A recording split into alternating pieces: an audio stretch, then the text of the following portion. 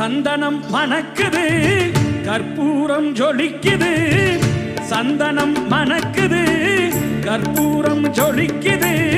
கந்தகிரி கோயில் வந்தால் நன்மையெல்லாம் நடக்குது கந்தகிரி கோயில் வந்தால் நன்மையெல்லாம் நடக்குது சந்தனம் மணக்குது கற்பூரம் ஜொலிக்குது